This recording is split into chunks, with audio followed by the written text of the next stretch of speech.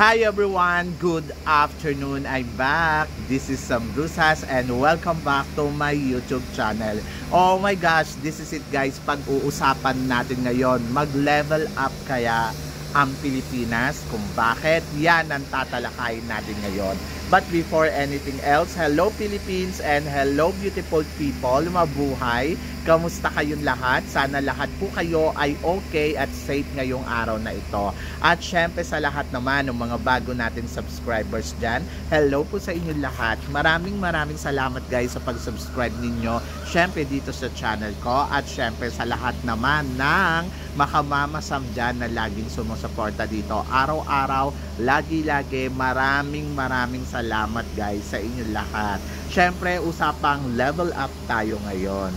So ngayon nandito ako sa labas ng school namin kasi nga hindi nga ako nakagawa kahapon ng vlog ko sa bahay. So nandito ako ngayon kasi free time ko.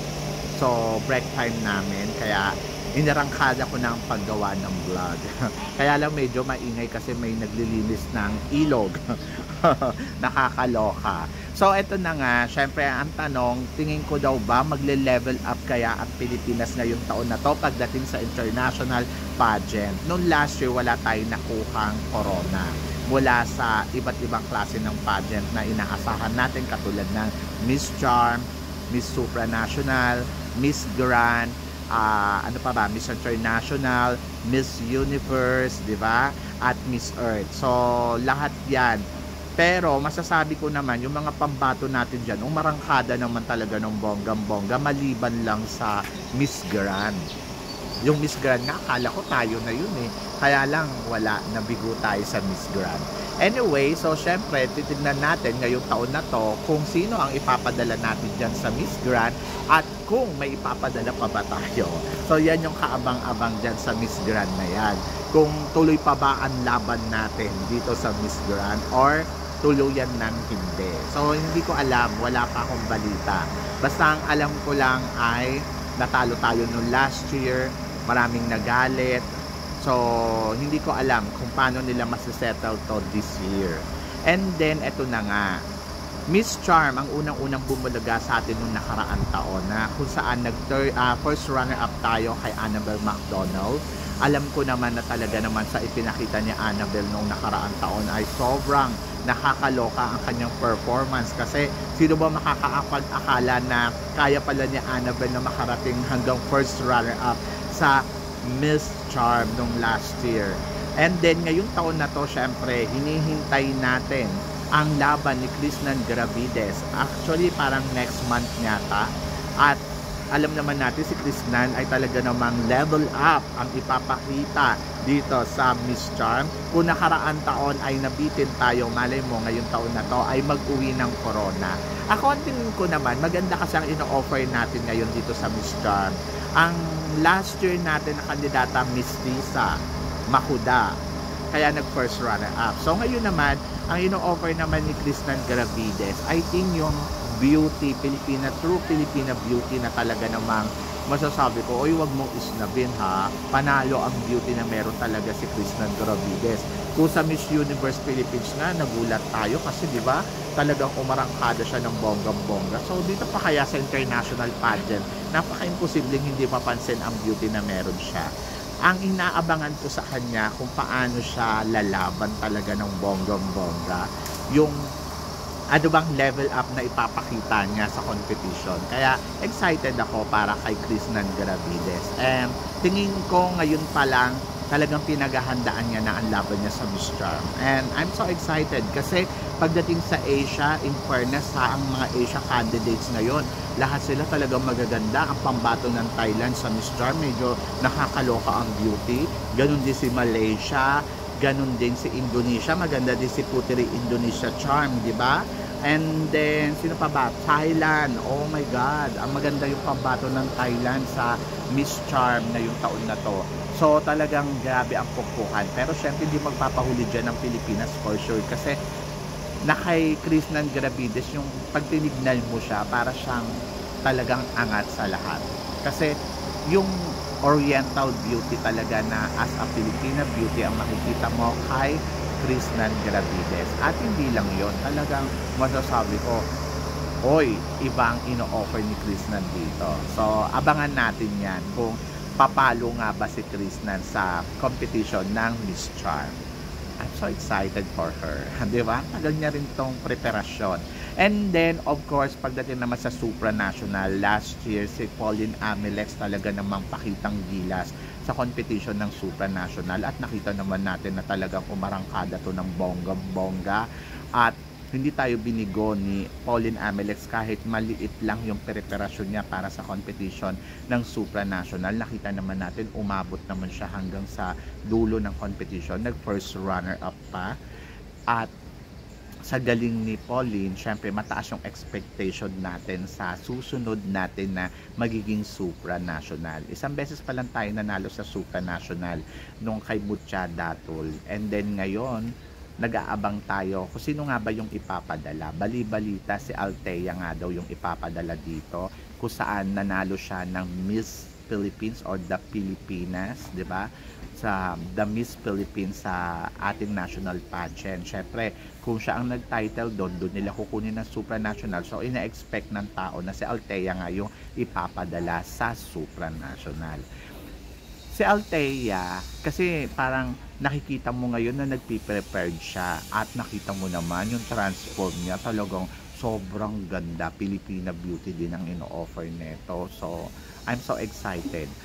Parang feeling ko maganda ang pambato natin kung si Althea ang ipapadala at level up ang beauty. Kasi para sa akin, last year kung mistisa, ngayon naman, syempre dapat morena at or oriental beauty. So, ayun ang katangian na meron si Althea. At masasabi ko na mapapackage na talaga ang beauty ng Pinay pagdating sa supranational. Kaya excited ako for Althea. So, tingnan natin kung ano yung ipapakita ni Althea sa darating na competition. So, tingin nyo ba guys, magle-level up kaya tayo dito? And then, number 3 ay si Binibining Pilipinas International, si Angelica Lopez. Last year, ang ating Binibini winner ay si Nicole Bermeo. So, medyo matagal ang hinintay ni Nicole, 1 taon mahigit bago siya makapag-compete sa Miss International noong nakaraang taon. But, she's lucky kasi yung preparasyon niya talaga ay ibinuhos niya ng bonggang-bongga habang hinihintay niya ang competition ng Miss International. At pagdating sa Miss International, grabe, hindi tayo binigo ng isang Nicole Bermeo dahil third runner up naman doon si Nicole. O, diba? Medyo mahirap ang laban pero hindi naman talaga tayo na dehado. Kumbaga, kita naman natin na talagang grabe din yung performance na ipinakita noon ni Nicole Bermeo sa competition ng Miss International. And then, ayun. So, I'm so excited for this year kasi panibago ang ino-offer natin beauty na si Angelica Lopez na talaga naman, oh my God, ngayon pa lang parang nararamdaman ko, nagpe-prepared na siya, may mga pa-shot talaga, may mga sinasabi talaga si Nicole na, no, ako ang makakasungkit ng corona dyan, ganun siya ka-motivated at ganun talaga siya ka-determinasyon. 1 taon din ang hinihintay ni Angelica Lopez bago siya makapag-compete dito sa Miss International. And then, tingin natin ay talaga namang papalo to ng bonggang-bongga kasi si girl, palaban, di ba? Kung iisipin mo, talaga nandoon si Angelica Lopez sa determinasyon niya na she wanted to win. Kaya parang feeling ko, ang lakas ng laban talaga niya dito sa Miss International ngayong taon na to. Kumbaga, iba ino-offer na beauty, morena beauty. Ito yung first time yata na magpapadala tayo ng medyo talaga dark or morena beauty dito sa Miss International. Kaya nakaka-excite, di ba?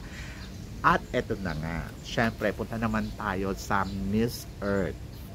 Syempre sa Miss Earth naman, maganda rin ang performance na ipinakita ni Liana Aduana noong nakaraang taon. At my God, masasabi ko naman na talagang ang panalo.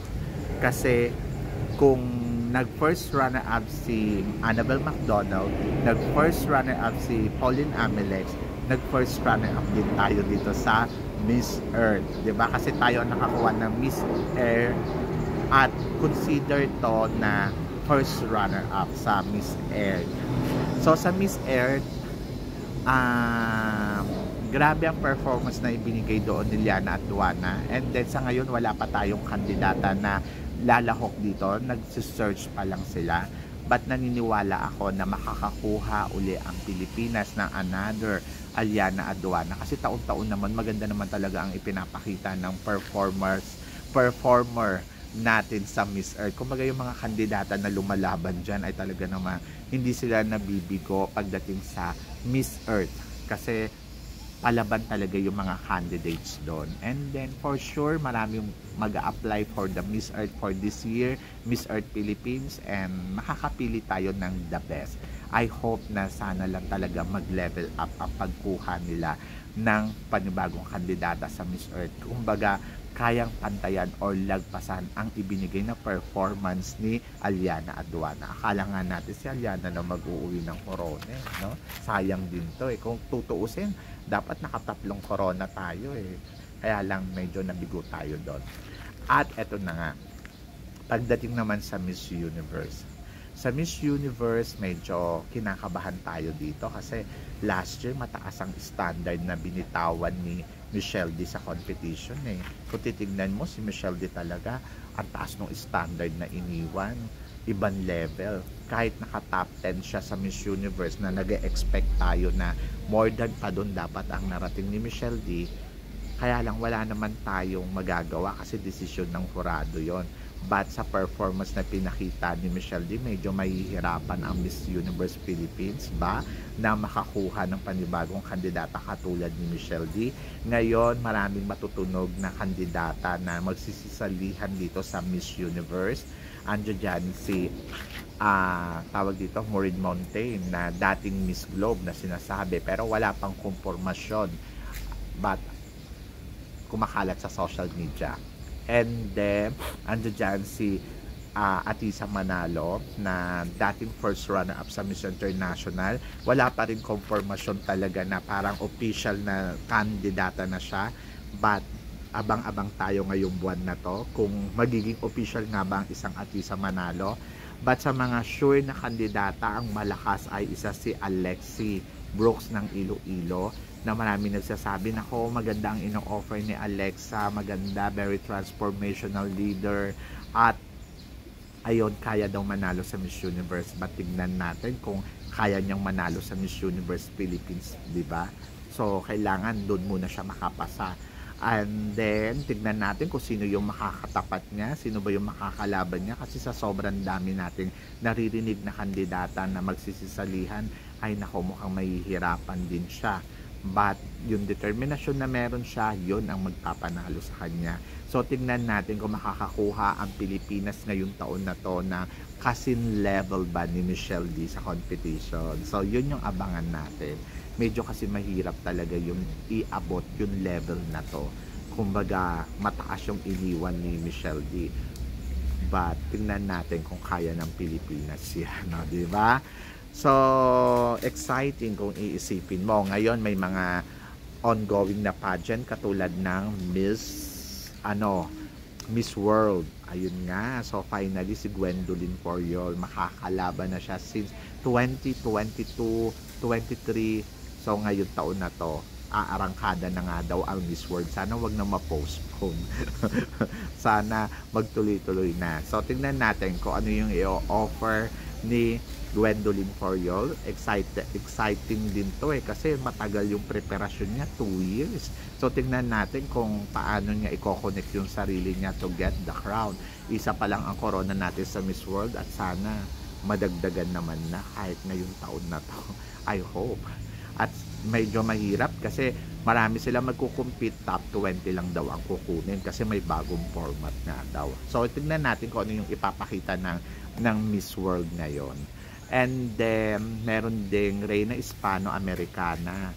Ayan din, lumalaban din si Michelle Arceo kung saan talagang pakitang gilas na siya sa competition. Medyo maganda din ang nakikita natin na performance na ipinapakita doon ni Michelle Arceo sa competition na Reyna Hispano-Americana. I hope na makaarangkada si Michelle ng bonggang-bongga sa competition. So, balay mo, 'di ba? Katatapos lang ng Miss Global. Sa Miss Global naman ay nag-third runner-up naman tayo after natin makuha nung nakaraang taon ang corona ng Miss Global. Kung ako tatanungin mo, okay lang naman yun kasi at least, di ba, naka-third runner-up. So, yun. So, marami tayong dapat abangan ngayong taon na to sa mga kandidata natin. Ngayon pa lang yung mga na-appoint na katulad ni Angelica Lopez na naghihintay na lang ng compete niya, Krishnan Gravides na naghihintay ng competition, at saka si Gwendolyn Porio na naghihintay na rin. And then nandiyan din syempre si